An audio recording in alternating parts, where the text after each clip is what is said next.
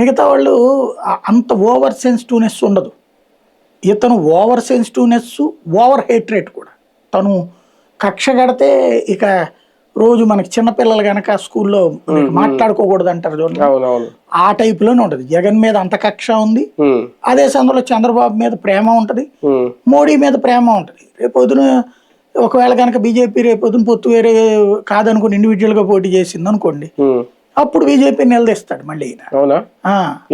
అప్పుడు పొరపాటున వైసీపీ నుండి బీజేపీ కలిసినాయి అనుకోండి, ఇద్దరిని కలిపి ఫుట్బాల్. దానికి కూడా ఇప్పుడు ఏమైనా ఇండైరెక్ట్ సంకేతం ఇచ్చారేమో ఇందులో అనుకున్నాను నేను. మేము మీ వెంటే ఉంటాం, మీకు అండగా ఉంటాం, హామీ ఇస్తున్నాను అన్నారు కదా. అంత పెద్ద పొలిటికల్ ఇదేం కాదు నాది, మామూలుగా చెప్పారా. సాధారణంగా ఏంటంటే ఇతనికి యంగ్స్టర్స్ ఫ్యాన్ ఎక్కువ.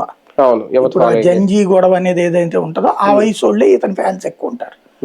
కాబట్టి ఆ వయసులో ఉన్నటువంటి మన తెలుగు రాష్ట్రాలకు సంబంధించినటువంటి యువకులకి నేను మోడీ వెంటే ఉన్నాను, మీరు కూడా కాక్రోచ్ లాంటి వాళ్ళలో పడద్దు అనేటటువంటిది. అంటే ఆ వయసు కలిగినటువంటి పిల్లకాయలకి ఈయన తన వైఖరి ఏంటో చెప్తున్నాడు. అంటే నువ్వు మీరు ఇట్లా చెయ్యండి అని చెప్పడం కాదు, నేను మోడీ వెంటే ఉన్నాను అన్నటువంటి. దాంతోపాటు పెరిగే క్రమంలో ప్రతి ఒక్కళ్ళకి కూడా ఎదురయ్యే సమస్య. ఇప్పుడు మనం మన అమ్మా నాన్నల మాట విన్నాం, కానీ